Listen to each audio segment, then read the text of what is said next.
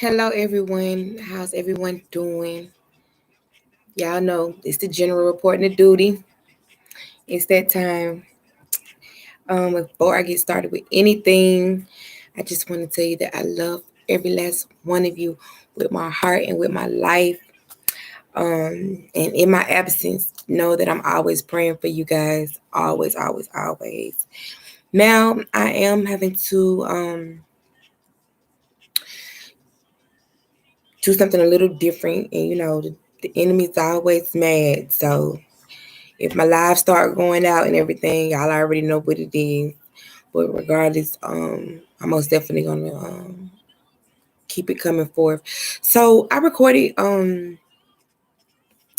my testimony a couple weeks ago, or maybe like a week ago, and then I'm gonna be real with y'all. I took it down. I was like, man, I'm gonna take it down because if you know me, then you know that I'm a very private, like personal type of person, and I'm a very loyal person. So like I never want to, because of who I am and what I feel, I never want to put certain things out because I always think about people and how it would affect someone or with how someone might feel about it. But at the end of the day, God has really been working on me about that. And it's not so much about people and how people are going to feel, but the Bible tells us that the people overcome by the testimony. So you can't worry about how somebody else is going to feel about it. You just got to make sure that testimony get out, because somebody can overcome. And we never go through nothing in this life for ourselves. We go through things, well, we do, but it's more so for somebody else. When you go through things in your life, when you're enduring in your life, that endurance, that testimony is going to help bring somebody else through. That's why the Bible said that people overcome by the testimony.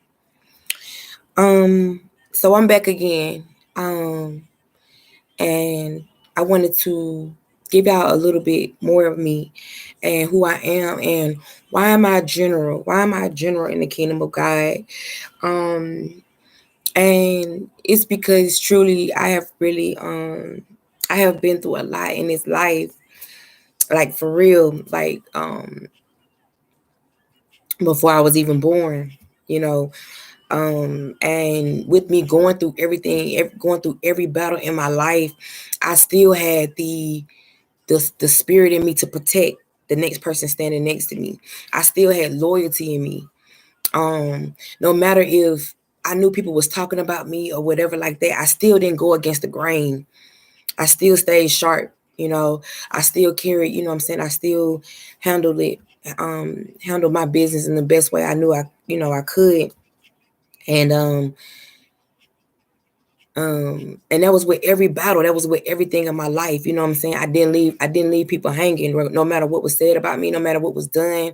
If you called my phone, I was gonna still come and help you, no matter how bad the situation was.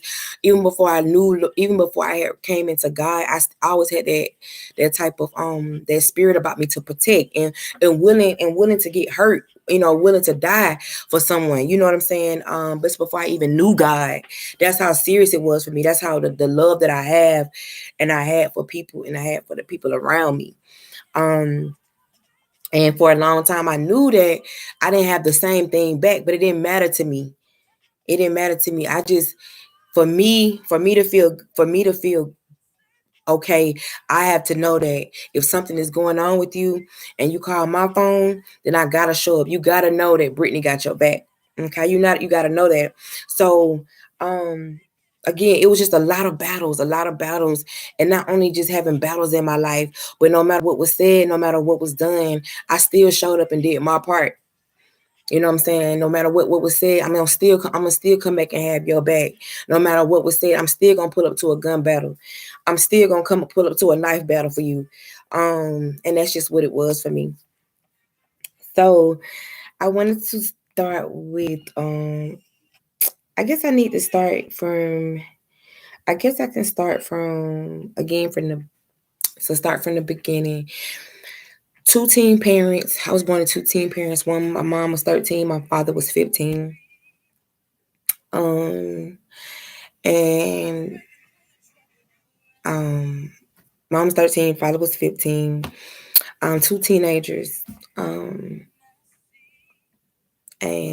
from my understanding, what they had at the time was they considered love. Okay. Anyway, they had a baby. I was the baby. I'm the product of two teen parents. And however, I was raised by my grandma. I love you. Shout outs to shout outs to Edna. RIP to Edna. I love you, grandma, with everything in me.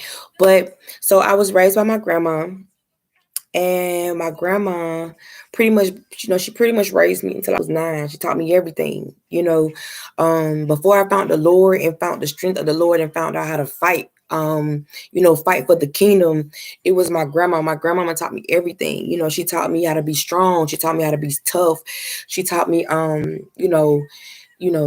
it's okay not to have friends, things like that. She was a very strong woman. I never seen my grandmama fold. Even in her 50s, before she passed, like my grandma was really about that. She was really about that life. She was really about that life. And she was only 4'11". She was 4'11". She's a very short woman, but she was like about that life. And a couple years back, we had went to like a family reunion, and the people that was on it was my grandfather's side, and they was like, man, Molly, she was something else. Like they was like, she was not, basically, she was not the one to play with at all. And she really was not. She was not. But yeah, grandmama, she taught me everything. You know what I'm saying? Everything from, my first fight. I remember coming home the first time, even though, I was taught to be tough. I never had got approached outside of the house or with family members, with little cousins and stuff like that. And I remember coming home one day, and I was actually scared. You know what I'm saying? I was used to fighting and stuff like that, fighting my cousins, family things, but not like outside. I remember coming home one day, and I was like, Grandma, I remember crying. I'm like, Grandma, this girl, she tried to fight me on the school bus. And when we got off the school bus, she walked me all the way to the house, and she was trying to fight me. And I would never forget this day. My grandma, she told me to stop that crying. I had another cousin that was there at the time. She was like one of my uncle's girlfriend's daughters, and she was there. And I would never forget this. And I was just crying. And she told me, she looked at me and she said, Shannon, stop crying right now. And I'm thinking to myself, Grandmama, no, I can't stop crying. This girl just embarrassed me.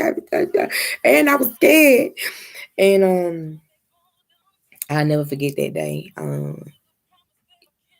That day, I know it might sound crazy, but that's one of the days I really she showed me courage. You know what I'm saying? And this girl was older than me. She was taller than me and everything. And I was telling Grandma, I said, you don't got no reason to be scared. You don't got no reason to be scared of nobody. And she told me and my cousin to go back down there. I will never forget. She knocked on that door, and she told that lady to, she said, they was having words like, your daughter, your granddaughter wanted to fight. Your daughter wanted to fight my granddaughter. Well, we down here now. Tell her to come outside and fight. And it was a mess. It was a mess, y'all. But that day was a day that I remember. It was like, that was my day of courage was instilled. Like, no matter how big or tall, you don't got to be scared. You don't let nobody put that type of fear in you. But that was just one of the many, many times that I can remember. Some things because it was when I was so young, but it was just certain things. And I don't know if God knew that my grandma was going to die. She was going to pass early, but it was like she was raising me. She was raising me like the thing she was telling me was like past my age, I just remember her telling me things like, you don't got to be scared of nobody, and you stand up, and you can't be scared, and you small. She's always telling me, you small, so if people gonna pick on you, people think you scared, they gonna do X, Y, and Z, and you know, you don't gotta walk around here like you ain't got nothing. I just remember a lot that she would tell me. But that was one of the first moments. But anyway, so when grandma was alive, like my life was like my mom and my dad, they were they were young. Like I said, my dad was 15, my mom was 13. And they were in school and still, trying to be kids or whatever like that. So grandmama just did everything. She just pretty much took care of me. And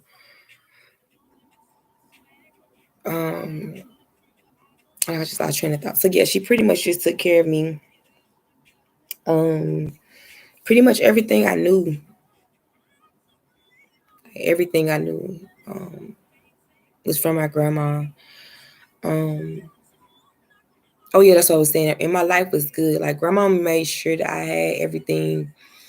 She made sure that I had a good life. And when I think about it, and to this day, I believe that a lot of my family, a lot of kind of some things of what goes on is because of what my grandma did. My grandma really did she really did cater to me. She really did spoil me in a way that a lot of the other kids did not get that type of treatment. And it was known, it was known like don't play with Shannon. Don't you do that type of thing. Which I can understand too from other people's point of view. But from my point of view, as a kid, I didn't, and I was just grateful that I had that, And I think about it, if I did not have that, having a mom that was 13 and a dad was 15, it would have turned out even worse.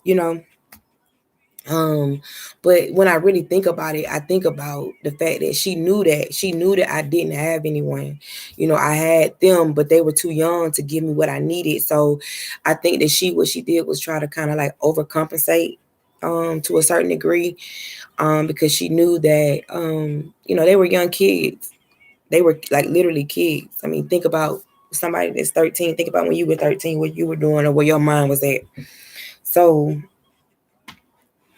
she so she pretty much she did overcompensate, I think, to a certain degree.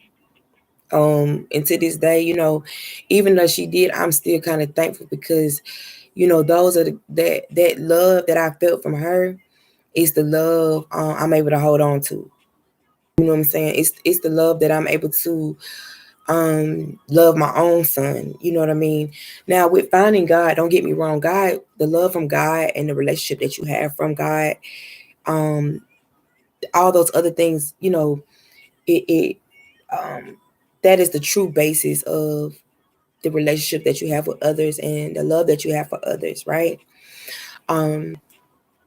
But there are certain things that I do get from her that I realize that I do with my son to this day. You know what I'm saying?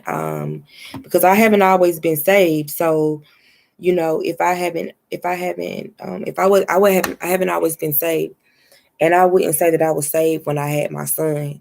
I wasn't. But it was the things that I got from her that was able to help me carry him until I got to find until I was saved. Okay. And yeah, my life was good. It was almost like I said, like a kid in the candy shop. Like you walk into a candy shop and it's all kind of candy, like every kind of candy you could think of, like Willy Wonka chocolate factory. That's how my life was. I had everything. And then my dad had wound up going to the military. So, you know, by him going to the military, I had those type of benefits. So she made sure I had the best of the best. I went to the best doctors, schools, things like that. Yeah, grandmama, that was my she was my best friend. She was my best friend. She was the love of my life. She was the love of my life. I must say. She was my mother. She was my mother. That was the one that I bonded with. That was the one that, you know, knew me. I knew her. Um, I knew I didn't have that weary feeling like I was alone when grandma was here. You know, grandma, when she was here, I knew that I had protection. Like there was somebody that's gonna have my back. But again, like I said, when my grandma was here, I can't say that my grandma was a perfect person because she wasn't. And there was a lot of there was a lot of I can't say that she was perfect. And there was a lot of things that I've heard over the years that she's done or she might have said to people that could also make them feel a certain type of way. But for me, she was my world. For me, she was the love of my life. For me, she was what a mother is, you know, as far as a mother is supposed to protect and provide and, um, you know, nurture and those type of things. So that was my example of a mom, was my grandma. So again, life was good. I was in sports. Track was my thing. Grandma loved for me to run track. And that was when she was that was when she was the happiest. I remember her making my uncle come out sometimes, making people come out to the track meets. And I don't care if I place first or second. I don't know. I don't think I ever placed anything past second place. But regardless of whatever I placed, when that gun went off, when it went off, and I don't care how many people was in the stand. When it went off and it was time for me to run, I could hear my grandma. I could hear mama in the stands. She was screaming that name. Go, Shannon, go. And those was just those was just great moments for me, man. Those was like wonderful moments that I could never forget. And yeah, she would just go, Shannon, go. And yeah, no matter what place it was, no matter how it happened, she was the proudest. She was the proudest. She was proud at, you know, when I would go to my track practices. Um, it just it brought a joy, you know. It brought a joy. It really did. So, um, yeah, and yeah, she taught me everything. Yeah, taught me to be strong and taught me to be tough. And I never seen her fold. I never seen my grandma cry. I only seen her cry one time. And I'll get to the time I seen her cry. But outside of that, I've never seen her cry. I've never seen her fold. I never seen um, a fearful moment. Now, I'm not saying that she didn't have those moments because everybody does. You know, that'd be saying that she was not human if she did not. But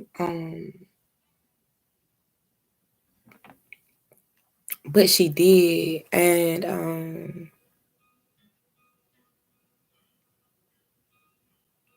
yeah, she was my best friend, y'all. I had my own room, own bedroom suite and everything, but I slept with my grandmama every night.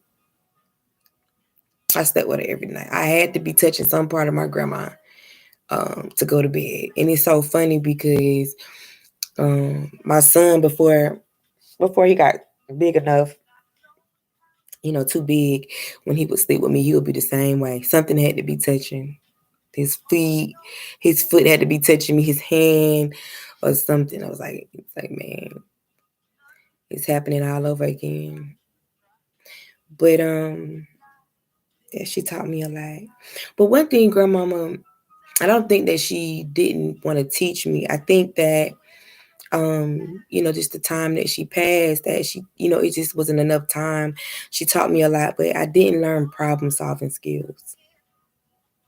And I don't know if I didn't learn them because there wasn't a lot of problems to arise at the time in my life like that. But she didn't really teach me how to deal with things. So she didn't really teach me how to deal with things. So the only thing I really had was what she loved for me to do. I used that as my coping, and I used that as my problem solving was just running, because that's what made her happy. That's what I remember. Her proudest moments was that. I remember her to this day. My grandma's been gone since I was 9. I'm now in my 30s. So to this day, I remember her screaming my name in the excitement that came with it. So I didn't know how to solve problems. I didn't know how to just stand there and deal with things. So I gravitated to that. What grandmama loved, what would she want, what made her happy. And what made her happy was when I ran track. And I learned how to run, and I was good at it, and I was fast. So when life problems hit me after she passed and I got older, that's what I did. I ran away. Okay. I was considered a runaway for a very long time, but I'll get to that later. So back to grandma. Life was good with grandma. Then one day grandmama came home and told me, she was like, I'm gonna have to send you home to your mom. And I'm like, nah. But I knew, because I knew my grandma, I knew the bond that we had. And I knew for her to do that, it was something else going on. And I knew it was something serious, because she would never do that. She would never send me away. She would never send me away. I stand on that. I stand on it to this day. I know for a fact that she would have never sent me anywhere. No, never. So, like I said, she raised me, so I was so mature, you know what I'm saying, because she raised me that way. So I knew that when she told me I was going to have to go home, that it was something deeper than that. And she told me, she said, you're going to have to go home, and I'm sick. And when she told me that, again, my life was good. But then when grandmama told me that was my first time ever experiencing,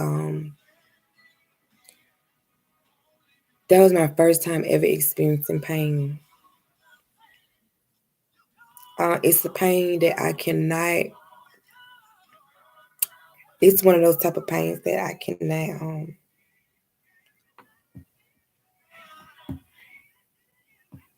it's one of those pains, that I really could not explain to you.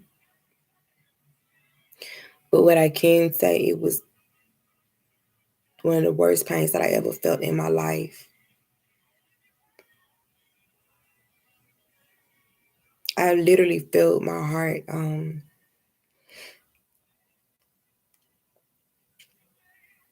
I literally felt my heart,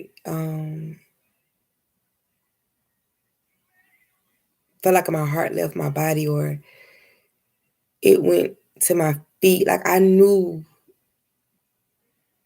that something more was going on, and I knew that my life was going to change.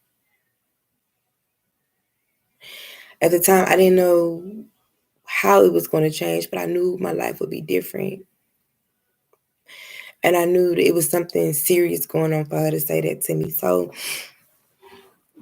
I must say that was like my first time experiencing that pain. That's my first time ever experiencing having a suicidal thought. Like I remember going into the kitchen. I had never had that thought before. I've never even thought about it. I never even never came to me in that way. Nothing. But I remember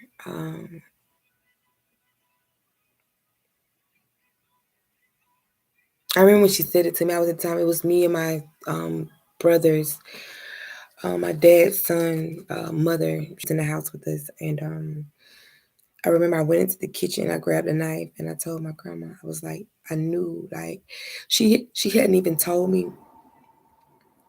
She hadn't even told me that she was going to pass or anything. I just knew. I just knew. I just knew. And I told her, I was like, if you die, I'm dying with you. I'm dying with you. I did not want to. I knew that my life was gonna change, and I just did not want to be left alone here. Um, and that was my first time ever seeing my granny cry, my grandma cry.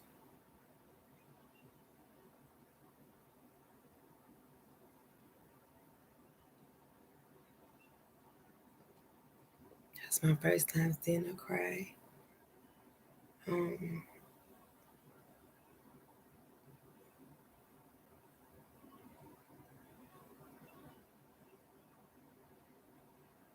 and my first time seeing her cry, and these words stick to me, and have stuck to me for the rest of my life, even though I've had moments after that. But my grandmama said, "No, you won't." She said, "No, you won't, Brittany. You stronger than that. You better than that. You strong. You're gonna be okay.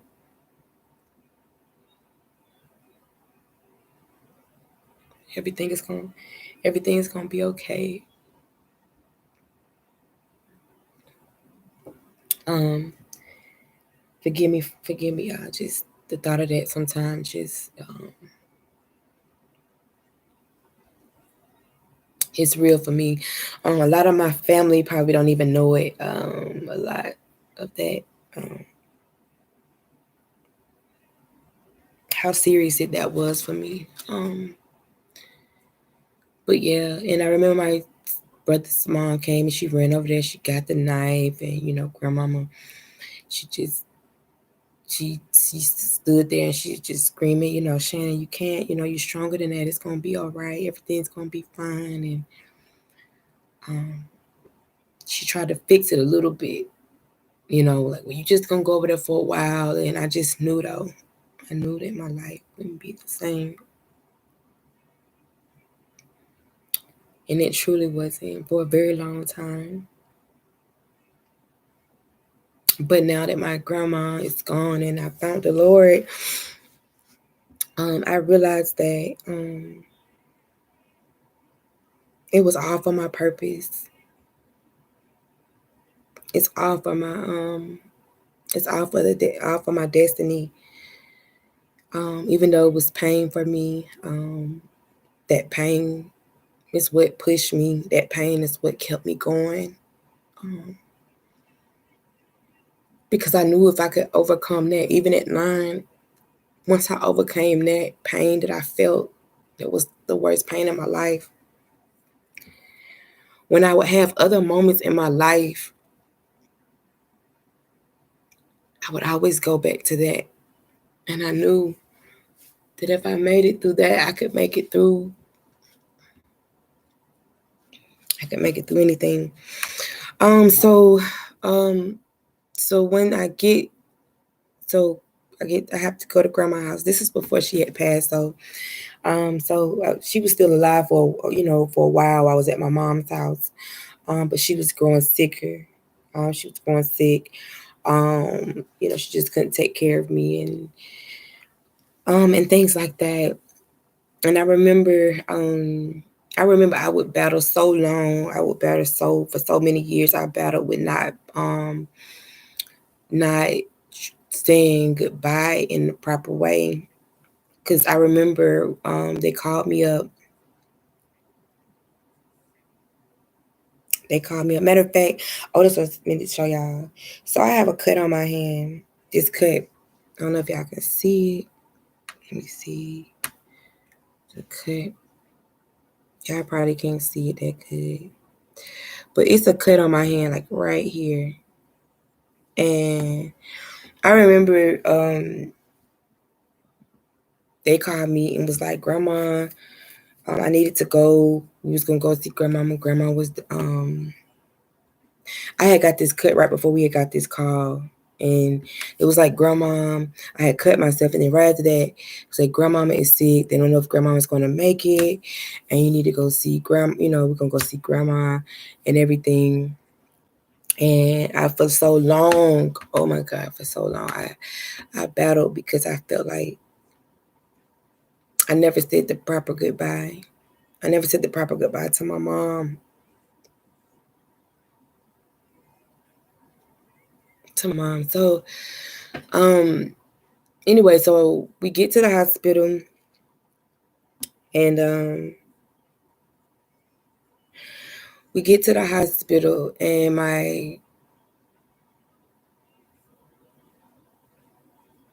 we get to the hospital.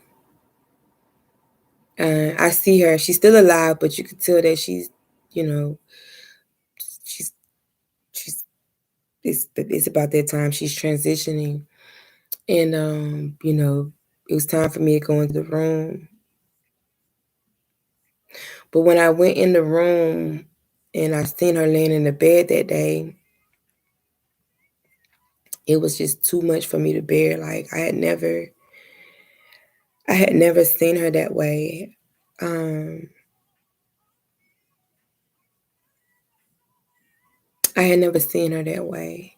I've always seen her, up and smiling and being strong, and I never seen it. And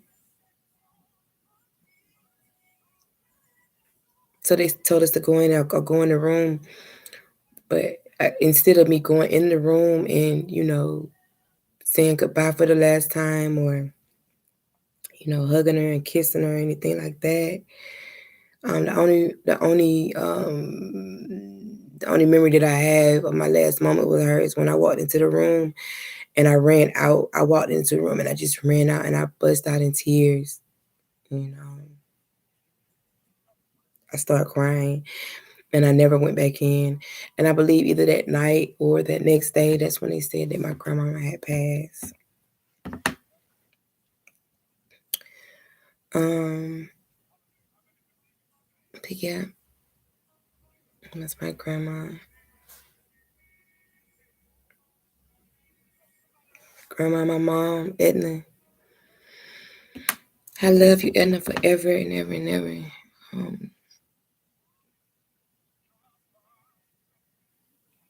I love you. But uh, yeah.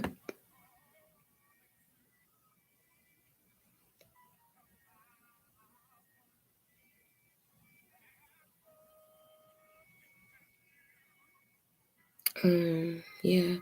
And for some reason, I'm not sure, but like my grandma's name is just not lifted up in the family. Like I said, I don't know. I can't say of all the, no one is perfect. Give me 1 second, you guys.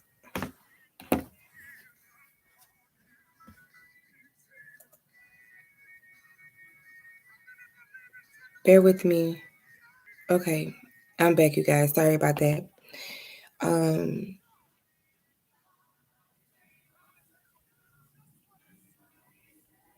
so it's not, yeah. So, it's she's it's not one of those things where like some families, the matriarch passed, you celebrate her birthday, or you do this and remember that person, or you hear people talking about the good stories of that person. Like, it's not like that. And I'm not saying that it was something wrong. Maybe that was just everybody's way of coping, you know what I'm saying, of coping with it, just to not bring up memories. I don't know, but I know that it wasn't something that was discussed, or memories or anything like that.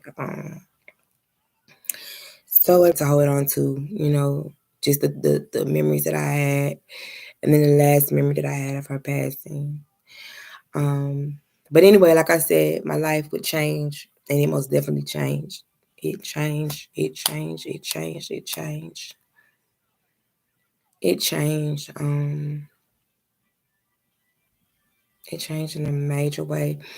And everything that I say and, that happened, again, I am not angry at no one. I'm not holding any grudges or anything like that.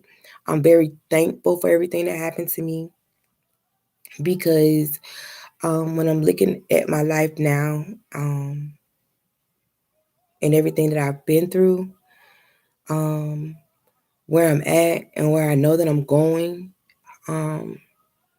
it was all for my good. It was all for my good and it's built me. And that's why um, this is why I call myself the general now because I went through so much and I made it. I made it. I made it. I made it. God got me through it every single moment of it. Every time when I felt like it was over, it was done. God would always come through, even though I wasn't even connected to him yet. I didn't even have a relationship with him. And that's why when the Bible says, Jeremiah, in the book of Jeremiah says, I knew you before you was even born in your mother's womb. That's the truth. For I know the plans I have for your life. That's the truth. That is not a game. Because I didn't even know God yet. I hadn't even had a relationship with him. But when I get to this second part of my life, and I tell you, every time he was right there with me. He was right there with me. And I wasn't even acknowledging him every day. I really didn't even have a clue like that, you know. But he never left me. He stayed with me, stayed by my side. He made sure that I got to this moment so I can be exactly who he called me to be. Okay. And that's a general in the kingdom of God. Um, so I get my mom and my grandmama did not have a good relationship. There was a lot of pull, a lot of back and forth, with my mom and, her wanting me, grandmama saying no, and, a lot of, that type of thing. And, making my mom, from my understanding, making my mom feel less than or like she was inadequate or whatever. And I'm not sure, but, just me being an adult now, and just looking back over to some of the things, I don't know if that may have caused some type of disconnect between her and I. And also, there wasn't a real bond because grandma was the one that was, taking care of me. And then, I had an uncle, my dad's older brother, and then um, my mom had older sisters as well that kind of like they all kind of like the older siblings kind of like assisted with raising me. So mom, I guess she gets of age and now she wants her daughter. Grandmama's like, nope, nope, nope. I'm taking care of her. I've been taking care of her all this time, that type of thing. So then I have to come home and then grandmama's gone. And from my understanding, grandma, when I was a kid, grandma would have me say things to people and things that they didn't like or things they felt like were disrespectful to her, to other people, or things like that. And I'm just telling you guys this stuff because this is the stuff that I've heard.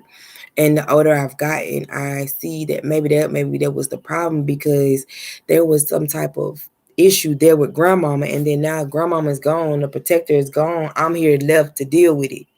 So who else to take the blunt of it, So I get home to my mom, and by the time I get home to my mom, my character's already developed. And I'm not like her. I'm different from her and she's different from me. Now, it's my mom. I always known it was my mom. But I just knew that I was different. I just didn't move like that. I didn't think like that. Even as a kid, I knew that. I just didn't think like that. I didn't move like that. I didn't see things that way. I didn't I just didn't have those type of things about me like that she had about her. Not saying that those things are wrong or right at the time. I'm not saying that. She was a very young mother, so I can imagine having a child at 13, and then trying to raise a 9 and 10-year-old that you really did not raise, someone else raised. And the person that raised her was somebody that you didn't get along with. And then this child is like identical to the person. You didn't get along with the person, and your child, which is your child, is identical to the person that you didn't get along with. So, the older I got, I kind of realized and understand to a certain degree. And, I've had to, so I can forgive. Forgiving is key. Forgiving is not for the other person, but forgiving is for yourself. So you can move on. So you don't have to walk around with that weight and that pain and that hurt on you. So once I got home to her, again, my grandma was not something that I could really talk about and express, because I knew the pain that my grandma had caused my mom, and the issues and the things that had happened between them. So there was a pain that I just could not speak on. But in my mind, I had lost my mom. I know that you're my mom. I know that was never denied to me. I've never not called her anything but mom. I knew that was my mom. That was my grandma. That wasn't an issue. But as far as emotionally and mentally, that was my mom that I had lost. I know that you're my mom because that's what's being said and told, but we don't have that bond. We don't have that connection emotionally. We don't have that mental connection. It's not there, And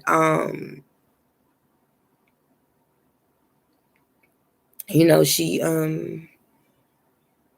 so I couldn't really express it like that. I didn't. So I just held on to that pain. But that's another thing, holding on to pain. Holding on to pain cause holding on to things and not letting things go will cause mental anguish, will cause you to have some type of, it'll give you brain sores basically. It'll give you mental sores. You could not hold on to things. So me holding on for years and forever and ever and ever eventually caught up to me, but we'll get to that later. So anyway, not she, but yeah, me and her, it just wasn't there, and I could not express it. So over time, it grew into anger, and just anger, and anger and sadness, and just anger, sadness, just bitterness. Just it was bad. And I think, about her being a young mom and her not really understanding, because she went through what she went through and she's trying to get over her own pain and hurt. She didn't understand, what it was for me. And, not understanding truly how it affected me and what was going on the inside of me, mentally and emotionally. And it was just more so I ain't your grandma, you ain't finna do this over here, it ain't finna be like this over here type of thing. And I'm thinking to myself, okay, all right, but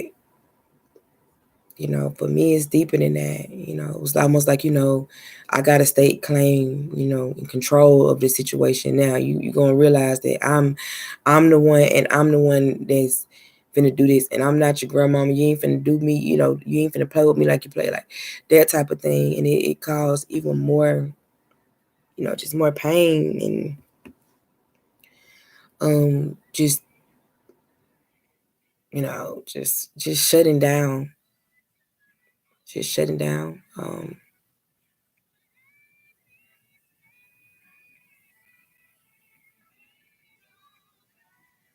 Yeah. And we would get into it a lot, we would get into it a lot because it was so many. It was always a difference. It was always something, and it was took into, me being called mental names like early in my life. I was always referred to as you just like them people, or you just like your dad, or you just like them folks, or you know, you got mental problems and something wrong with you, you're crazy, something wrong. I would, just hear that all my life. I heard it, you know, when she would be talking to other people, other family members, this was as a kid, I heard it. Like something wrong with her, something wrong with her. I can't deal with her. She crazy. Um, so that went on for a while, but then I got old enough. I got old enough and I found out about boys. And man, when I found out about boys, it was like I had found my safe haven. Mind you, my dad was already gone. My dad was gone once my grandma passed away because my dad was like my grandma's youngest child, which was like her favorite. They ain't gonna say favorite. Well, he was her favorite child. He was spoiled out of all the other kids as well. So when she passed, he went and he left. He left, and again, I'm not blaming him either because he did what he felt like he needed to do. To be able to cope and move on and do what he needed to do. And he left and he went to Boston to get himself together and, you know, things like that. So I was just left with my mom and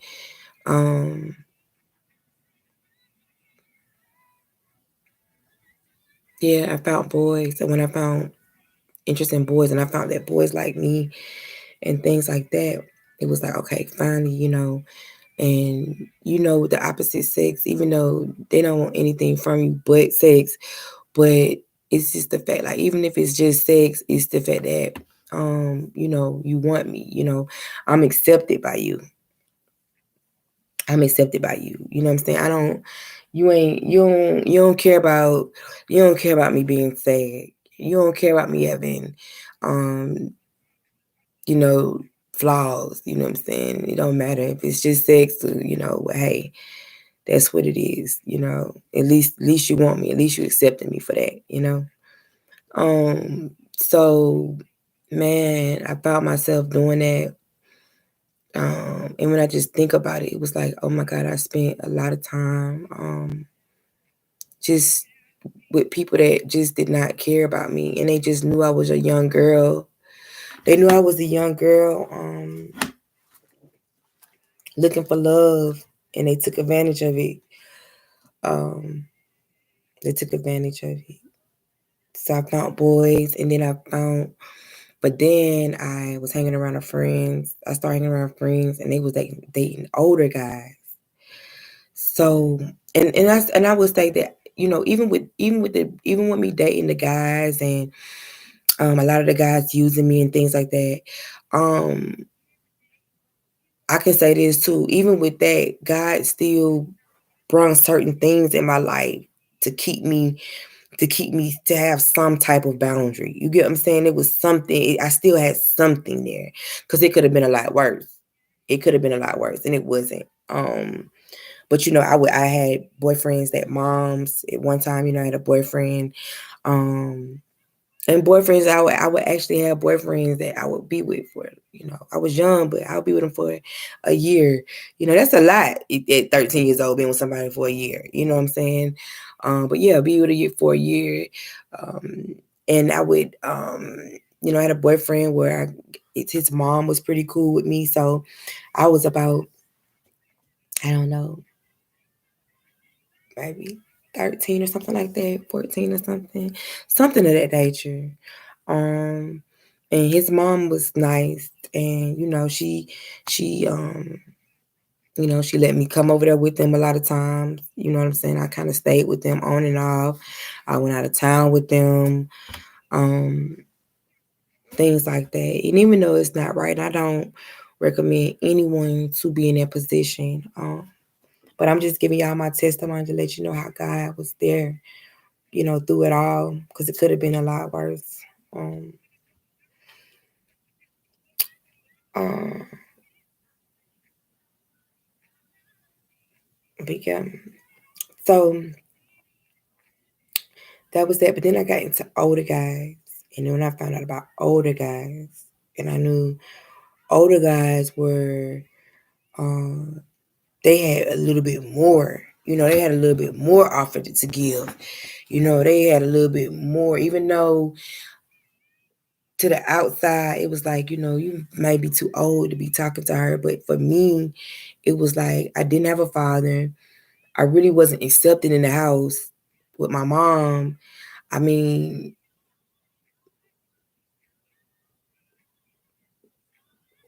so with the older guy, it was like he was older, he could take care of me, he can help me. Um, you know, the love, it felt like real, it felt real love, and it was um I felt protected, with the older guy, I felt protected. You know what I'm saying? Like I knew when nothing gonna happen to me. Um, I knew I wasn't gonna go without. I knew that if I had an emergency, I could call, and with the older guys, they were gonna come. Those type of things.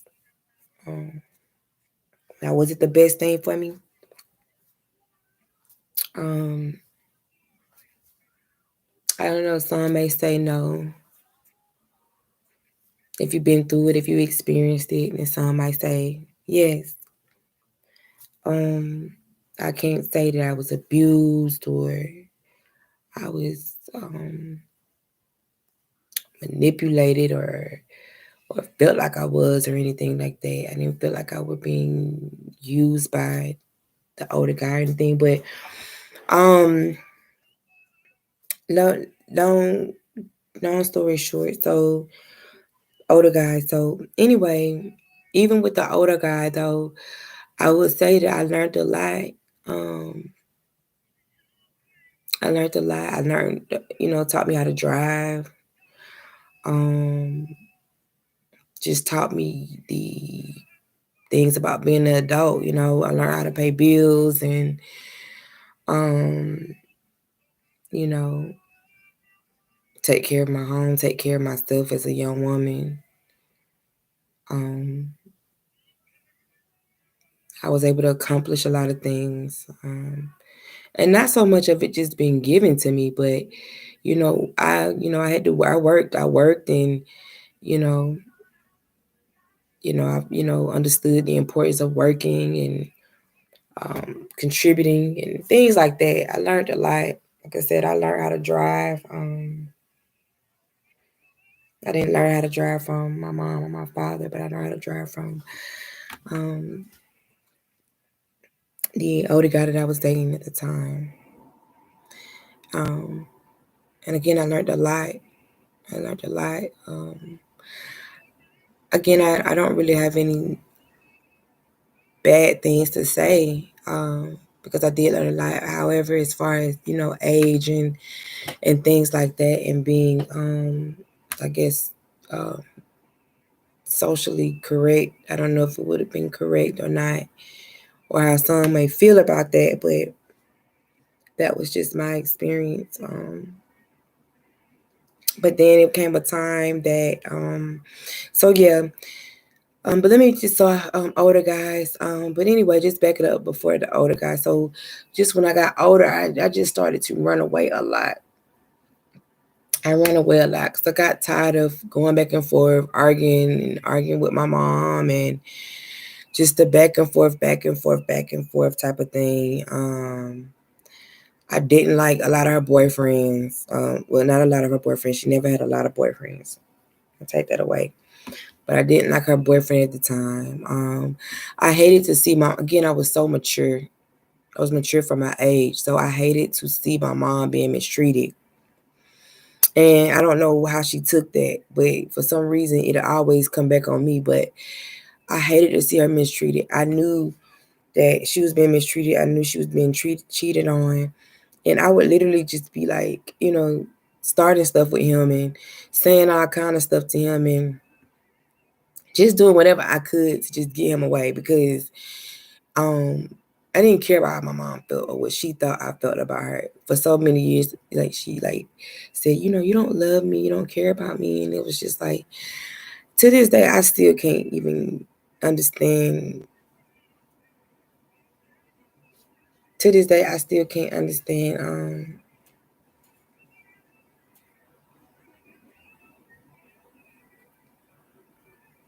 what was that thought process when I was a kid. But anyway, you don't love me, you just don't care about me, like it was about her, me not caring about her, and I didn't love her and I didn't respect her and I didn't all these things. So I I lost train of thought. So yeah, I would just run away.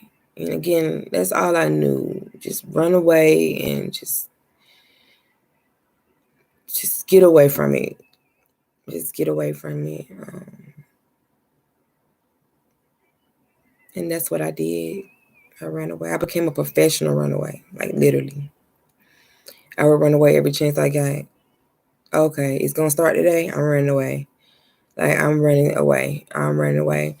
I ran away to the point. I mean, that was another thing. Like I was so uncontrollable.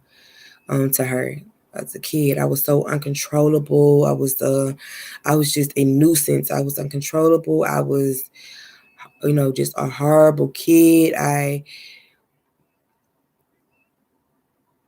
I had issues. I had mental problems. And this is at 12, 13 years old. I was dealing with all that. And in my mind, to me, I'm thinking like, I just, I really miss my granny.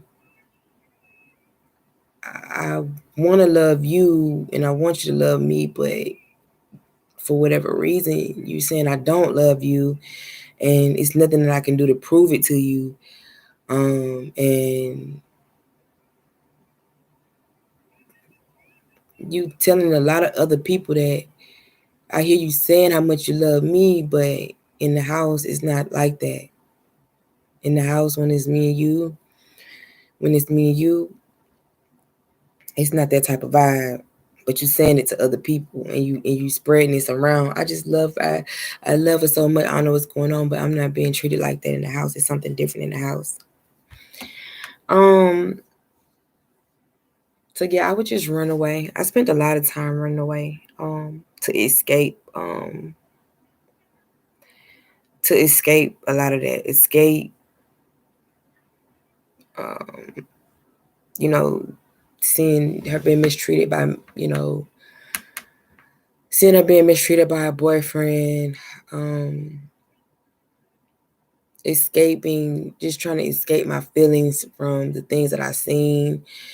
I knew that I could never bring nothing up. Anytime I bring something up about how I felt about anything, um, I was just told I need to stay in a child's place, and those feelings wasn't valid.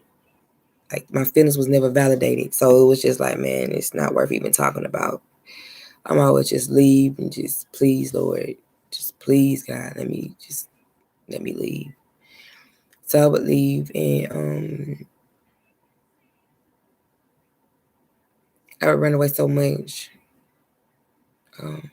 that she said that I was just too much for her. I was just too much for her as my mom, and she signed me over to the pastor of the church.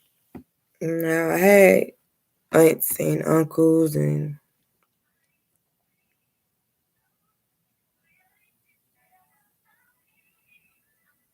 yeah, aunts and uncles and stuff, but I was signed over to the pastor of the church. Um, Now, the pastor of the church was not a bad person. I can't say anything bad about him. To this day, I believe some of the prayers that he prayed over my life is why I am where I am to this day. And I'll tell y'all about that. I just remember him praying over my life, and I remember him looking into it was like he used to be staring in my soul. Like he would be staring in my soul, like literally, like. And when I think about it, he was in warfare. He was in warfare. He was in whatever that was I was wrestling with at the time. He was letting it know. He was like having authority over it. And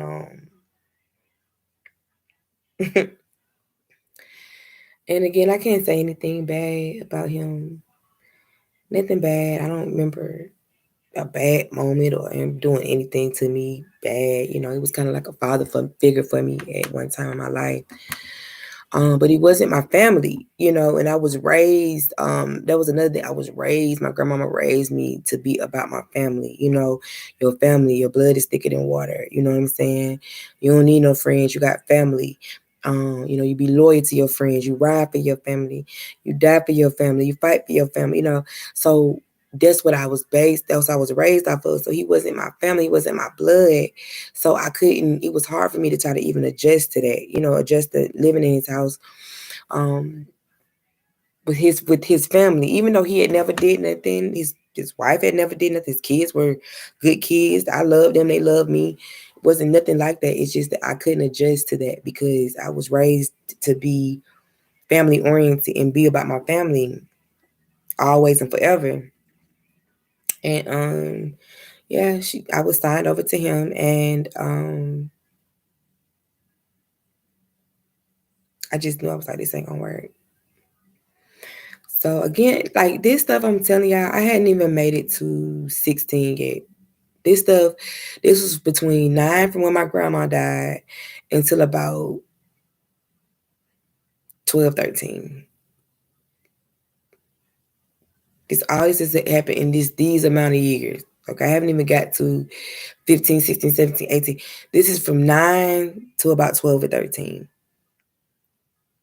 Okay. Not to mention one other thing, I want to just backtrack a little bit. By 5, let me tell you about what happened when I turned 5. At 5, it was 5 or 6. Me and my mom had went to Dairy Queen, and she went into Dairy Queen to get something to eat. Dairy Queen on Camilton Road. Yes, I'm from Atlanta. I was raised in Atlanta. Atlanta jungle raised me. Yes, it did. I made it out the jungle of Atlanta. I did. Amen and hallelujah, God. But so it was Dairy Queen on Camilton Road. If you know, and if you're from Camilton, you from Zone 4, you know exactly what I'm talking about. The Dairy Queen used to be over there on Camilton Road, off Mount Gilead, because that's where we were living at the time. And she wanted to get us something to eat, and I had my leg outside the door, you know, trying to be a cool kid. And she comes back out with the food, and when she came back out with the food, I had my leg still outside the door. And again, I'm not blaming anybody. I'm not saying it's my mom's fault or whatever, because you know I was being mischievous that day with my leg hanging out the door. But anyway, she begins to pull. When she bagged the car up, my leg got caught up under the wheel, and the car flipped me out. The wheel flipped me out. When my leg got caught up under the wheel, it flipped me out the car, and the car rolled over my body, rolled over my legs, and that was the first physical pain. Okay, so my grandma's death was the emotional pain. That was the first physical pain I had. I had a car roll over my legs, and my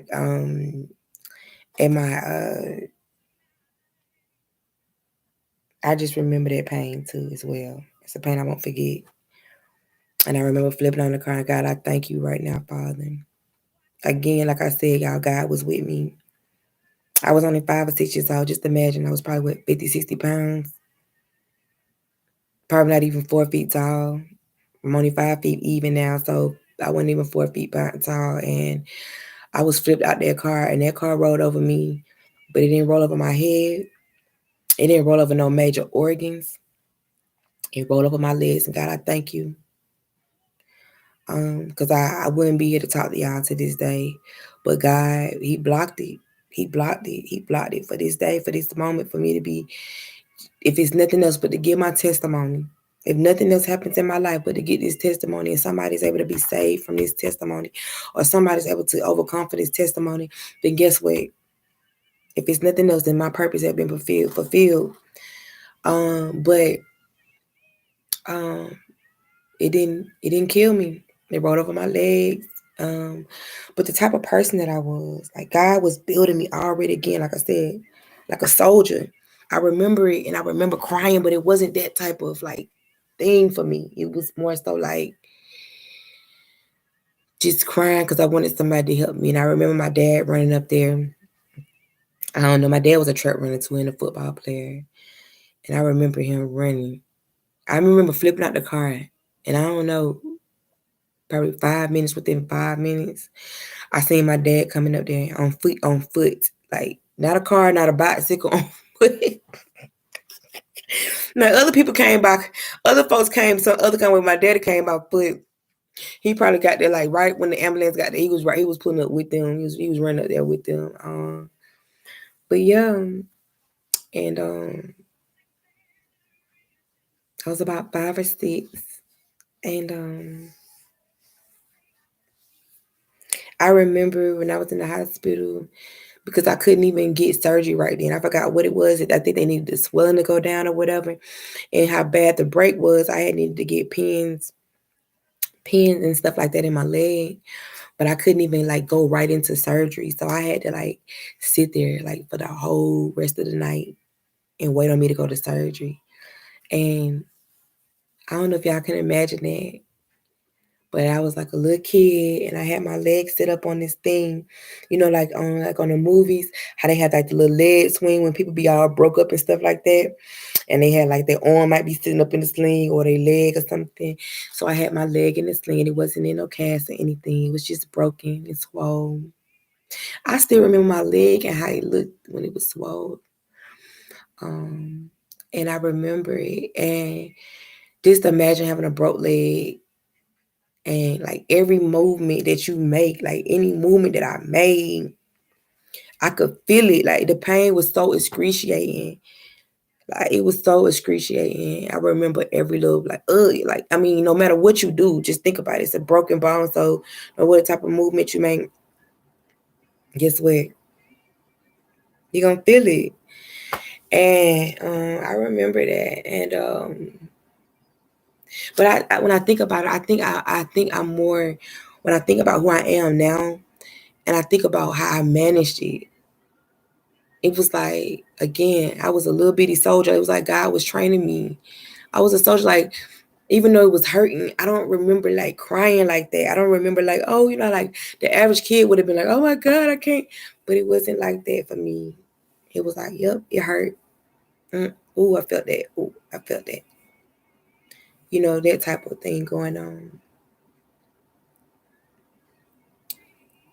Yeah, God is a strategic God. When I say He knows the plans for your life, He does. It just was like that for me. And another thing I wanted to mention too about me as a kid, like I never was like a playful kid. Like I was always different. I was just different. Like I just was like, it was like I was born to protect. Like, I let my cousins then play and everything. You know what I'm saying? The most I would do is like ride my bike. But like you wouldn't find me like doing too many playful things with outside kids. I play with my cousins, but not outside kids. I didn't do that. I let my cousins play with them, and I stayed in the background to make sure nothing happened. Because in my mind, it was like I always had to be ready. I had to be ready. If my cousin get to crying, or my cousin, or I have to be paying attention. I gotta be paying attention, because like nothing is gonna go past me. You know what I'm saying? You better not push my cousin. You better not hit my cousin. You better not say nothing bad. You better not pick on her, pick on them, or none of that. So I didn't have that type of childhood where I played a lot with people and stuff like that. I was always on guard. I was always on go. I was always a soldier. I always it was always business for me as a kid. It was always business for me. I don't play. And when I think about my life now, I really don't play around now. And I thank God for that, because now I'm a true warrior in the kingdom. It has helped me because I don't play around with no devil. I got the same attitude. I don't play with no devil. I don't play around. I ain't gonna play footsie with you. I'm not gonna be on the seesaw with you. I'm not gonna be on the merry-go-round with you. I'm about business. Anything that come up against me, I'm gonna be about business when it's time to handle business. I'm a true soldier for the kingdom of God.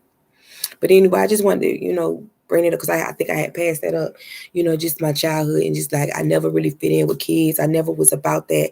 I was always about business. I was always a soldier. I was always about handling my business. I was always about protecting my family, protecting what was around me, and protecting myself. Even as a kid, anybody that knows me, they'll tell you the same thing.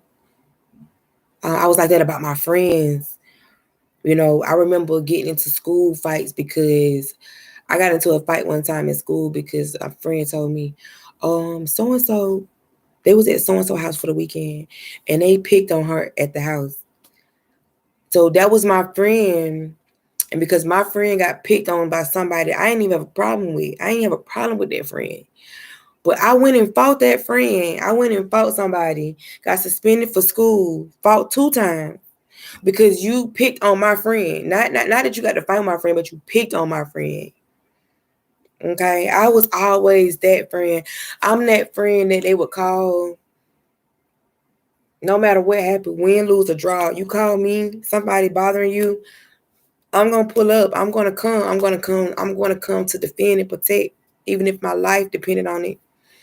And I have plenty of those stories where I have been there protecting friends, and it went bad, but I still was their friends in the end. Just my sense of loyalty that I have and that I have had for people. By me finding God, though, God has shown me, you do love people and you do that, but he showed me the right way to fight. And he showed me the things to do to protect folk, to protect people, and how you pray, and you pray for the prayer of protection for people, but not so much of, in that physical realm that I was doing. But yes, I was always that type of person.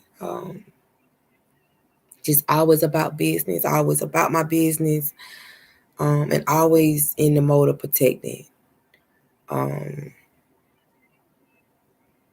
That's what it was for me. Keep my phone near me because somebody might call me and they need me. I don't care if it's 3 or 4 o'clock in the morning. You call me, I'm gonna show up, and I ain't gonna show up playing no games with you. About my family. If my family call me about something, I'm finna show up with that pride. I'm gonna show up with some real life pressure. It's gonna be pressure about my family. I remember, and God just really recently delivered me from this. Like, for a long time, like I wouldn't even want to I would sleep, but not sleep like to that degree because my mind was trained that if my family called me, no matter what it was, 3, 4, 5 o'clock in the morning, and no matter what they've done, because it's been a lot of things said and done, portrayed, don't matter. In my mind, no matter what they've done to me, I have to protect. So I wouldn't even sleep to a certain degree because like my sleep was different. Because if you called me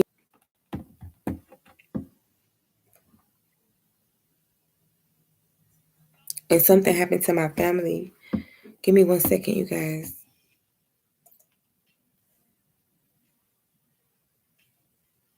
Bear with me.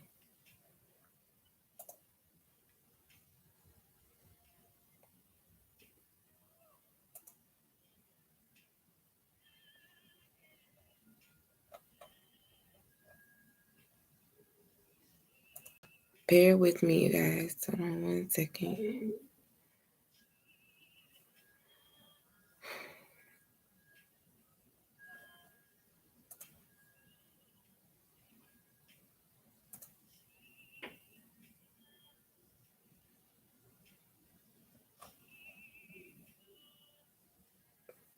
Hold on 1 second, you guys.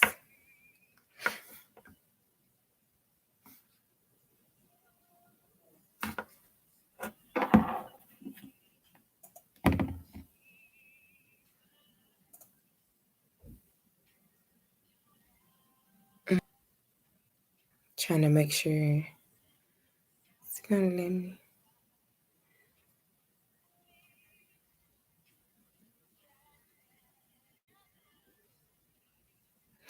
Okay, so let me see. Is it gonna let me?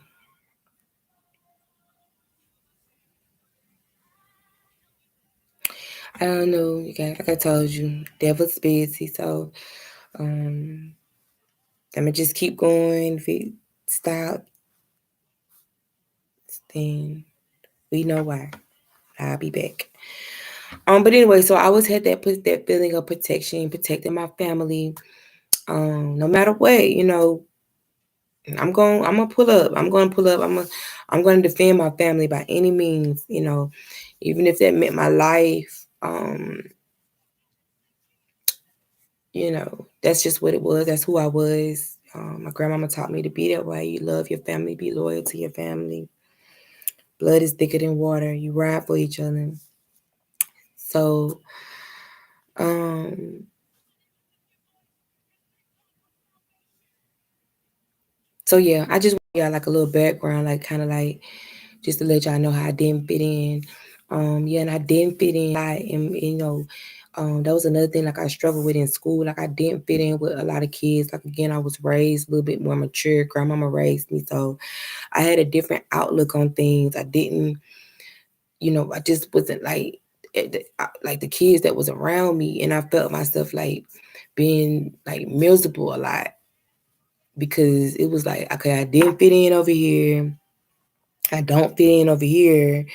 I really don't fit in with the cool kids like that. I'm not a follower, and I don't really fit in with these kids, and because they don't really have a, I don't know, I just didn't fit in, and I found myself having to just like not be myself a lot because that was my only way to be able to have friends. When you're young, the older I've gotten, and now that I've found the Lord, I'm fine when I have enough friends. Okay, well, good. I got the Lord. The Lord is my best friend.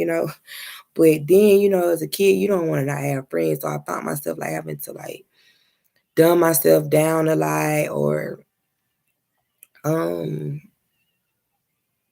just dumb myself down or finding myself doing stuff just to be doing it, just so I can say, so I can be a part of the cool crew. Like I don't even want to do that type of stuff. I ain't even really with all that, but I'ma do it just so I can hang with y'all type thing.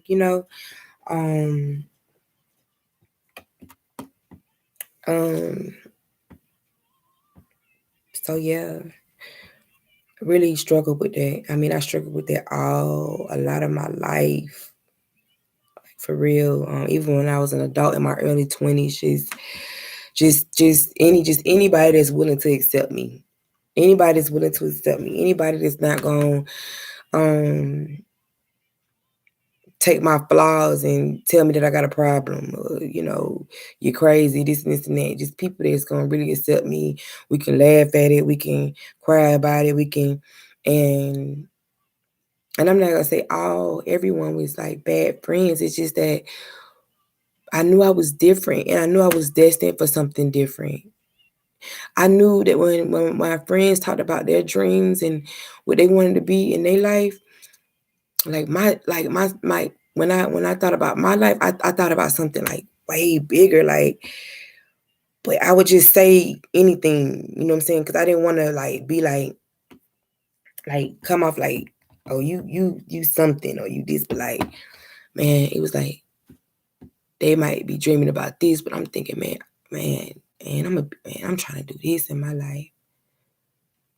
I'm trying to travel the world. I'm trying to, I like God hadn't like put everything in front of me, but I just knew that I was different. I knew that I just wasn't going to be like, I don't know the right word to say, but I just knew that I wasn't going to be, I didn't feel like I was going to be mediocre. I knew I was going to be like, I just felt like I was going to be destined for something greater. And I still haven't got there yet, but I still believe it. I believe that it's because of what God showed me. He's been showing me since I was a kid. And I remember like when I was growing up too, y'all, I was like, I always like, I was always like, oh, when I grow up, I'm gonna go to California. When I grow up, I'm gonna go to California. Now, California to me, it was just like because California was like, I didn't really know if I wanted to be an actor, if I wanted what I wanted to be. I just knew like when I would see California on TV, I just knew that's where the big stuff was happening. And I just knew I was gonna be something. I'm gonna be somebody. I don't know what it is. I don't know if I'm gonna be actor, singer, dancer. I don't know. But I just knew that I was gonna be somebody in at like California and Hollywood was like the thing. It was like that was that's what I had to look at. It's like that's where people were. That's where the big people were. That were the people that was like doing these great things. They were there. And I'm going to California. I tell my mama that I'm going to California. I'm going to California. And when I used to tell some people that, some people like, you ain't going to California. You ain't gonna do nothing. Yeah, right. We'll see. You gonna go. We'll see if you gonna go. And guess what, y'all? I went. But that's later on down in the story. But anyway, yeah, it's different. I was always different. I didn't fit in. Um, a lot of my friends really truly was not my friends like that. It was only because I think because like I was a fighter, I was the type of person that would, be there to defend you, that type of thing. But I didn't like when I think about it. I'm not gonna say I ain't gonna say I've never had good friends because I believe that there are a couple of them that I would say they were friends to me, um, but majority of them was not, and I only had a handful. I never was even though I was like a popular loner. Everybody knew me, but I was a loner. I wasn't like a clique person. You know what I'm saying? I've always kind of like been on my own type of thing, even growing up. Like, oh, that's what everybody hanging out at. Okay, everybody hanging out on the south side. Well, I'm gonna hang out on the east side.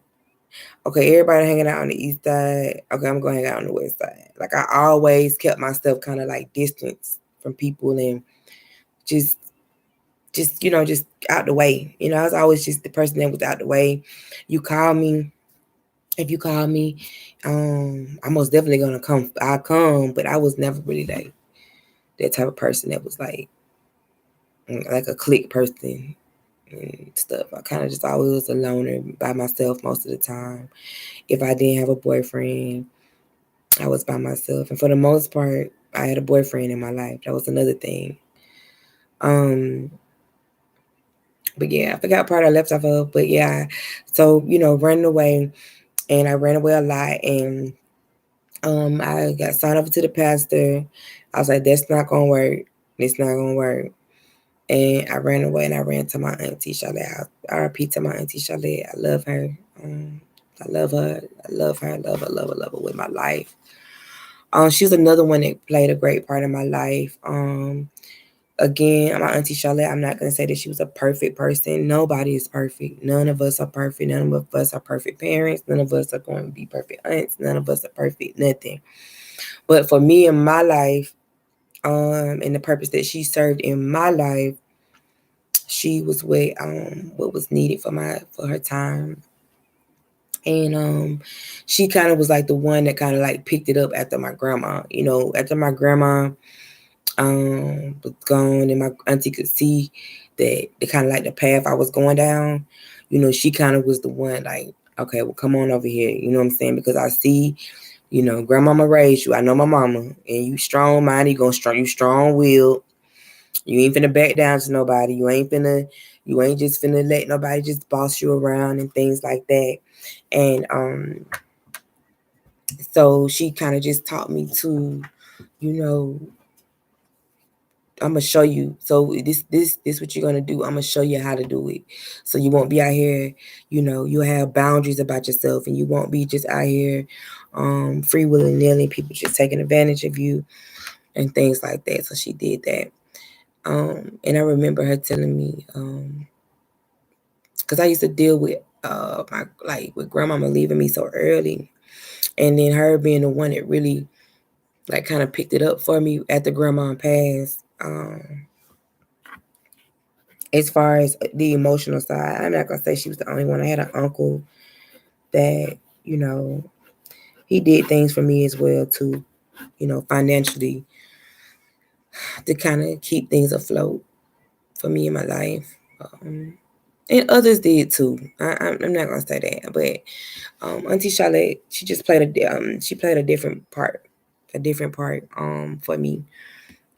And I just remember her telling me, because I remember I would come to her house sometime because I would battle with, you know, my grandmama leaving, and I would, you know, be crying sometime, or me and her just be talking. I'm like, Grandma, Auntie, you know, just please tell me you'll never leave me. You know, you'll never leave.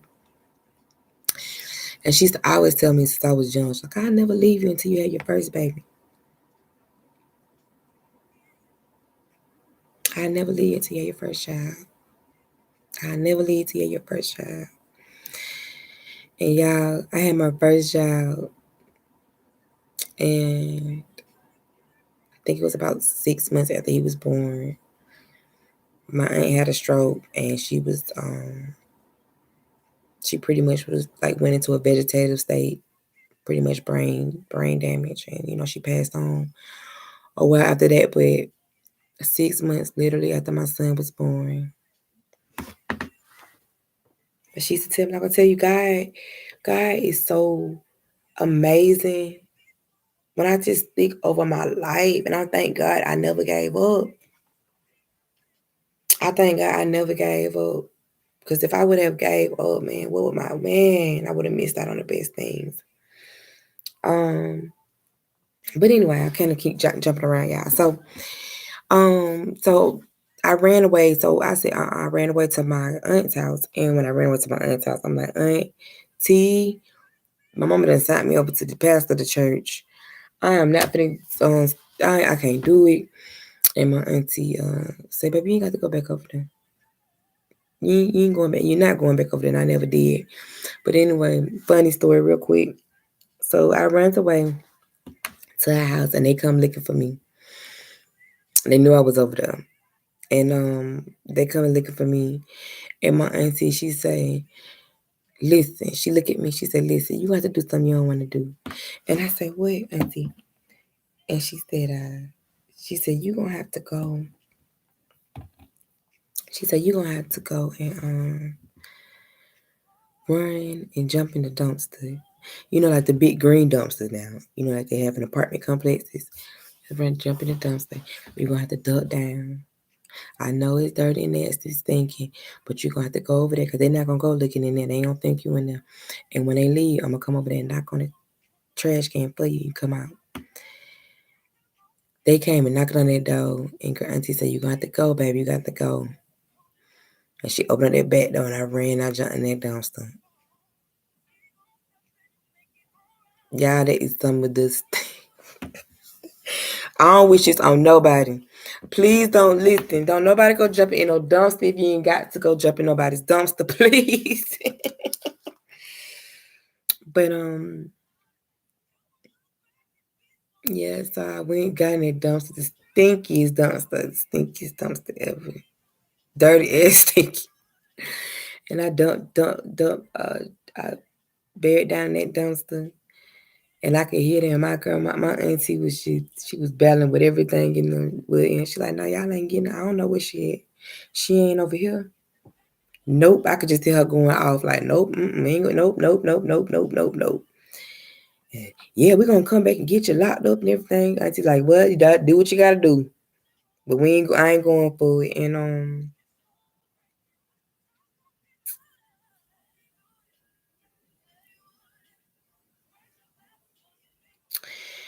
And that was that. And I never went back over to the pastor house again. Not to live anyway. You know, still went to church and everything with them, but not to live. That was over with. And for the most part, I was going back and forth between my mom's house and her house. Um, you know, for the most part after that. But that was a funny story. But yeah, Auntie Charlotte, I love her. R.I.P. to my Auntie Charlotte. I love you so much. I miss you a lot. Um,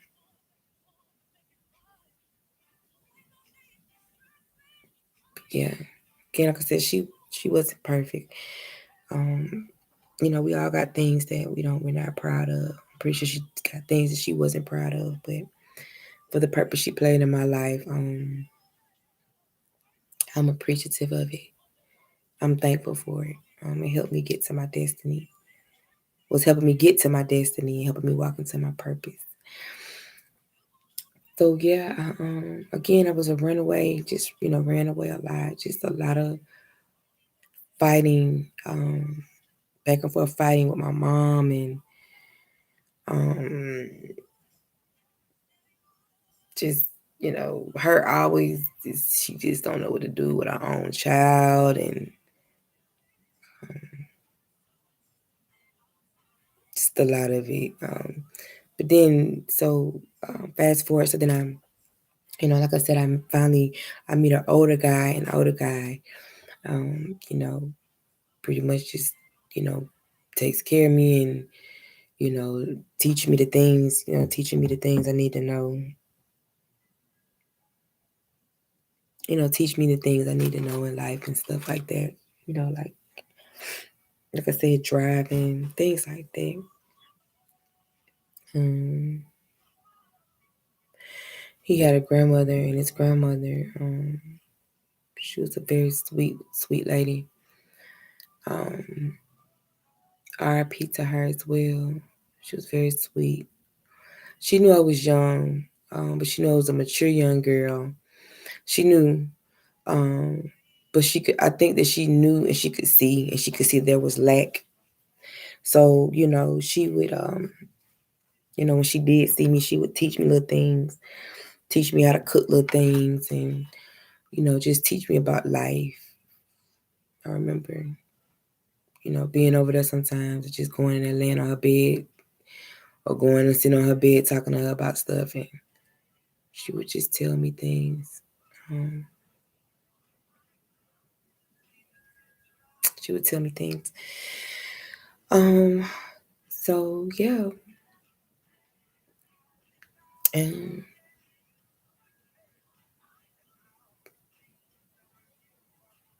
so that was that. Just a lot of running away and a lot of going back and forth with mom, and you know, just us and our differences, and um, a lot. It's more to it. But I won't get into so much detail. But most definitely went through a lot, man. I went through a lot as a kid, as a young girl. Like I said, this was all before I was 13. Before I was 13, I'd already been molested twice, um, within my family. Um, yeah, it's all before I was 13 years old.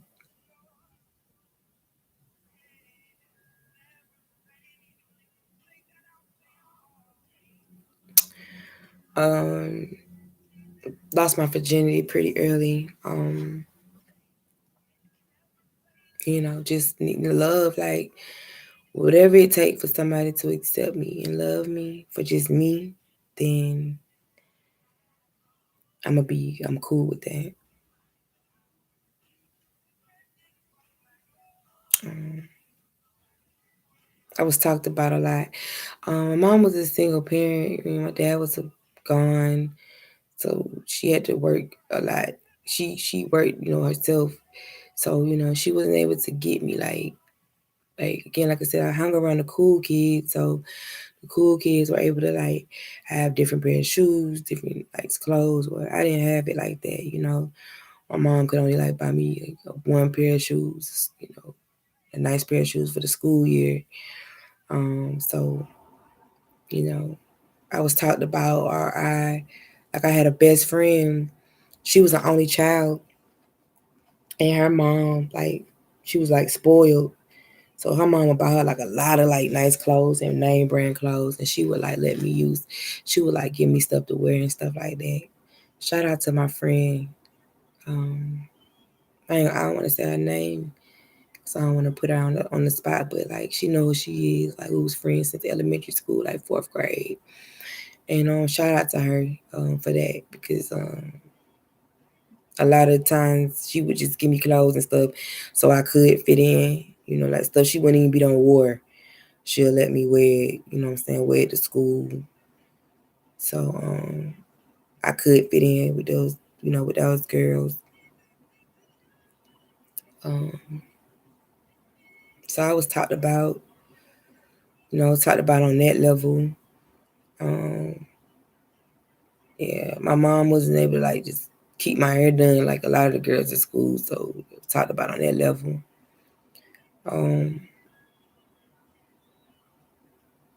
Yeah, the only thing I had that made me like special or one of the people that hang with me as far as the girls was just that I was a fighter, and I would fight. I would fight for them, even though some of it was just stupid because I've never had, out of all those friends that I fought for, I never had one friend fight for me. And mostly all my fights were like fighting for someone else. I can count on maybe one hand, a couple fingers that I fought, and it was for myself. Mostly every fight I had in my life was for somebody else, but I don't have one friend, one family member that fought for me. That I was in something and they pulled up for me and fought for me. Every fight I ever had was always somebody else, and when I did get to fighting for myself, there was nobody there to help me, protect me, or pull up for me, or fight for me, or have my back in no type of way, form, or fashion. Not one. Not one. Um, yeah. So yeah, long story short, so with me and the older guy, I got older, and because I was with him so young, I was like maybe 15, 14, 15, something like that. 14 going into 15. I was with him so young, like by the time I had got like an adult, I kind of just like outgrew, what I'm saying, outgrew it, and I wanted to see life, and I wanted to kind of like live, because I had kind of like grew up so fast. Like, the average child was still like having fun in high school, going to prom and stuff like that. Where, as I was like traveling and you know, going to all the fancy restaurants in Atlanta, and it was fun for me at the time, but it was like me moving too fast. So I missed out on so much of my like like what teenagers do. I was missing out on it because I was like living this adult life. And so I kind of like outgrew him. Well, not outgrew him, but I just outgrew the situation, and I wanted to like have fun. I just felt like I was missing out on life. I was missing out on life, and things just start like crumbling between me and him. So it was just my opportunity to go. Then when I got my opportunity to go, oh my gosh, it was like, mm, mm, mm. This is when I tell you though, I ain't gonna lie, like this is when my childhood was it was rough, and I went through a lot, but I met him, and it was like, when I met him, it smoothed out for me. Right? It smoothed out for me. But I knew it was more to life than just living like that. And I had lived it so early. I was doing it at 14, 15, 18. I ain't had that time to just have fun. But man, so when me and him finally broke up,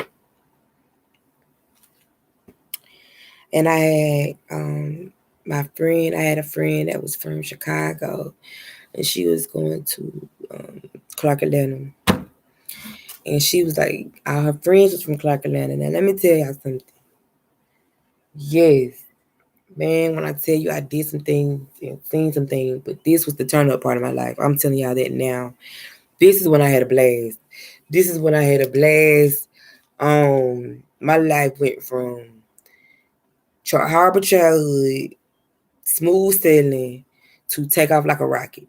Okay, I had fun, even though I did a lot of things. I seen a lot of things. It's no part of that part. It's no part of that life.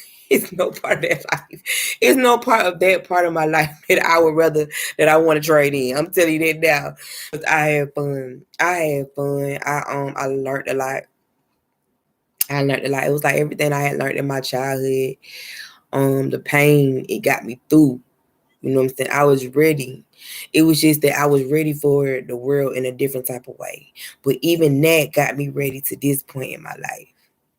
But man, yes, I was out there. I had my share of smoking. I done smoked weed.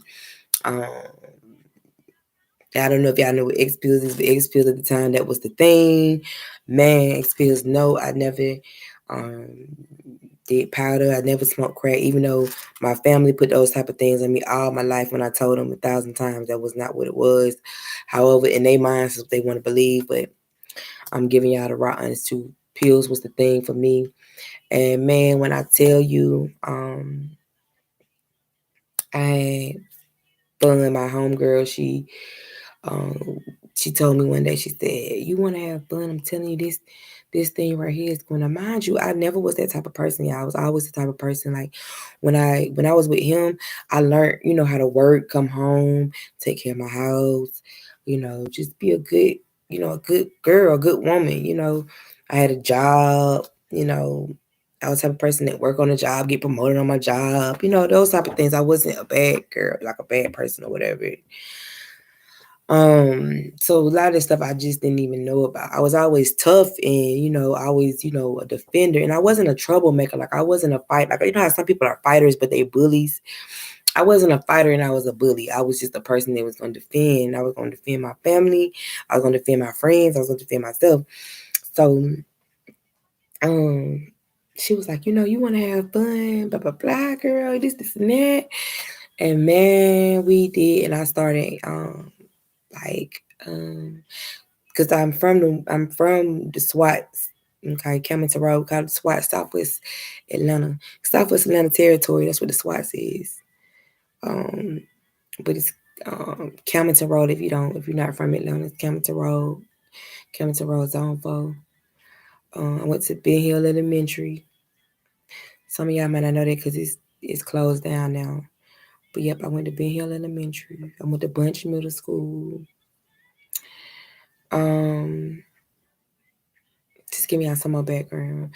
But anyway, so yes, I meet her and man, we have a blast. And what happened was she was already like she was from Chicago. And shout out to Chicago. Shout out to Chi-Town. Y'all have a different beat. Y'all moved to a different beat for real. And she was already on a different beat, and she was about that. I could say, she knew how to. My partner knew how to. My friend knew how to handle her business. She knew how to get money. She knew, and I respect that because I didn't know, and it was times that, she go and she had to feed me. You know what I'm saying? She had a son, she had a kid, and I would stay at home and watch her son. And we didn't have food, we didn't have money to pay the bills or whatever, and she would go and she would do that. But anyway, she had wound up meeting this guy, and at the time, like, we didn't even know. But for the sake of everybody, I won't speak on nobody's name. But I will say shout out to Bouldercrest, East Side Atlanta, East Side Atlanta, Sun Valley.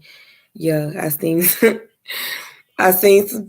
some days over there. Now I'm not from the East Side, like I said, I'm from the Swikes, but the East Side taught me. The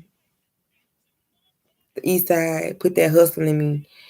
It showed me a lot. But yeah, I won't mention no names. But if you're from East Side Bouldercrest and it's from Sun Valley, and you like an OG from over there, I ain't talking about the new school. I'm talking about the OGs from Sun Valley. Then y'all know what I'm talking about. Yeah. The OG from Sun Valley. I ain't knocking on new school. I'm just saying the new ones I came up with, the OGs from over there. And man, I'm gonna tell you, yo, they was the ones that they showed me a lot. They showed me a lot. And she had met this guy and he was helping us and stuff. He was helping us, like he would give her money to, little stuff to help us and stuff like that. But then like I guess he was like, I'm gonna show y'all something, show y'all how to hustle. And you learn how to hustle. And you know, we learned how to hustle and that's what we did. We hustled. I'm saying we hustled, we hustled, we hustled, we hustled, and I hung out with the best of them. I'm saying the best of them. Like I could stand out there on the block with the best of them. And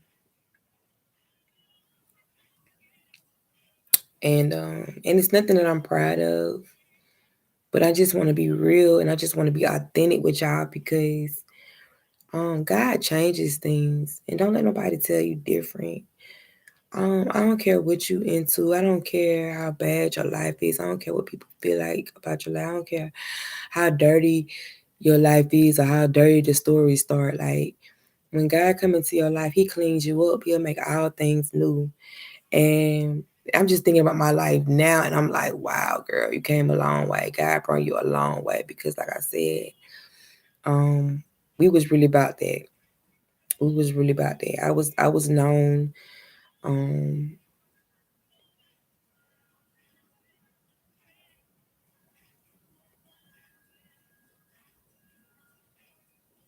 we was known for, handling our business and stuff like that. And we was known in different neighborhoods for hustling and um, you know, hanging out with, hanging with the biggest dope boys. We was girls.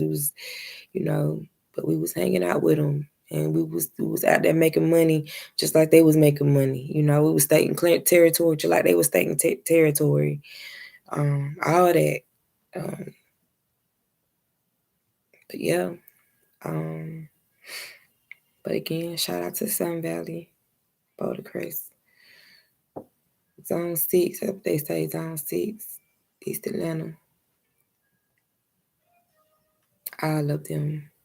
All them OGs that's over there. I'll never forget them. And no matter how far you go and where you go in your life, and it's another reason I'm explaining to y'all to let y'all know I'm just like y'all. Yes, I'm the general. Yes, God has saved me, but I haven't always been saved. I haven't always had a divine connection with the Father. I ain't always had a relationship with God, and God speak to me, and God is able to deliver these things to me, and I'm able to deliver these things to y'all. Nah, I was messed up. I was dirty. I was just as I had just as much blemishes as everybody and anybody else. It was just that I just made a decision to choose God. I had got tired of living that life. That life wasn't no justice for me anymore. And I said, you know what? I want to choose the Lord. I'm gonna choose God. So that's why I'm sharing it with y'all, to let y'all know that, I ain't no better. I'm just like anybody else. Any girl that's out there in the streets. Um, I hung out in the strip clubs. Like I said, I popped pills. I hung out with the dope boys. I was a hustler. Um, I did it all. I was a fighter. Um, and all that. Nothing special about me. But the thing about it is that I went through all those battles, and no matter what I was going through, I still was able to pick up somebody that was next to me if they was falling. I always had enough strength to if my friend needed me to be there for a friend, my family needed to be there for me. I was there. You know what I'm saying? Always. Anybody tell you anything different, that's a lie. Straight from the pit of hell. Um. So yeah. Um. Yeah. And me and her, man, we have fun. I mean, I party every night of the week at one time in my life. Me and her party every night of the week. Literally, like, from, I think the only day we might didn't party was on Sunday night. But outside of that, any club that was going on at that time, I was in the building. She was in the building. We was in the building all night long till the sun come up. We did it every single day. We found somewhere to go, somewhere to hang out.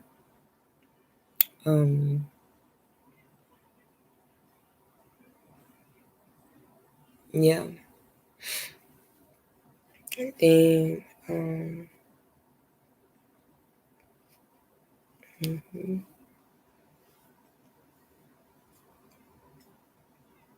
yeah. Then,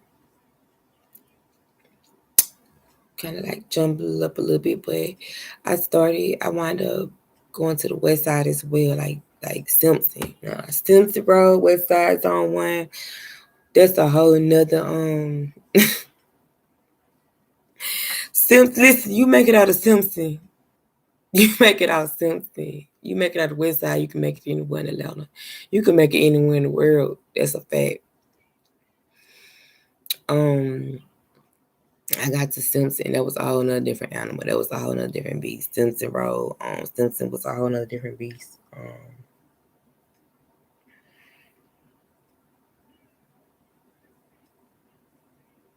I learned a lot on Simpson. Simpson really made me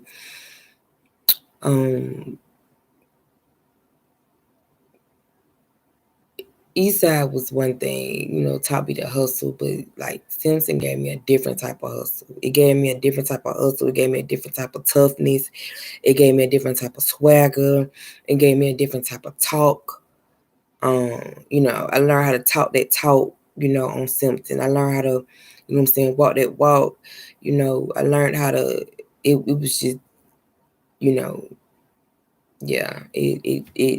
it's a different Simpson Road, West Side Zone 1. Shout out to Simpson. West Side of Atlanta Zone 1. Yeah. It's most definitely some real ones over there. You make it not just Simpson, just West Side, period. West Side Zone 1, period. Simpson, Bankhead, Dunley, just in West Side, Ashby. Yeah. It's a whole different ball game. But I tell you, if you make it out of Simpson, you most definitely can make it anywhere. You can make it anywhere in the world. It's just making it out of there, making it off. And I can tell you this, if I made it from Simpson and being involved in everything that I was involved in, because I was the same way. I was out there doing the same thing. I was out there talking the same talk. I was out there moving the same way. I was out there doing the same thing that a lot of y'all out there doing right now.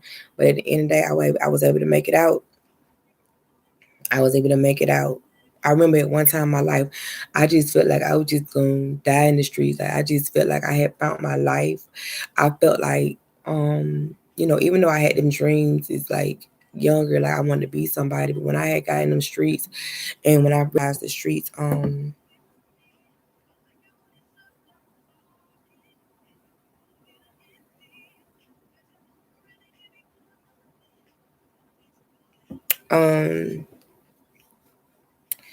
when I really had got like, excuse me, y'all, like when I had got in the streets, and I found like when I got outside in the streets and like I started hustling and like getting all the love from like the dope boys, and we hanging out with the dope boys, we out in the clubs and like living that fast life like that, like making money and like, oh my Lord, like I felt like that was the pinnacle for me. Like, oh wow.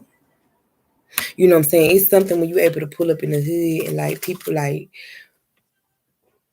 they recognize you and they like got a whole name for you because you like the female hustler, and they walking up to you, dapping you up because like you really out there, you really got, what I'm saying, you got what the neighborhood need, and it's like it's a different type of feeling, and I can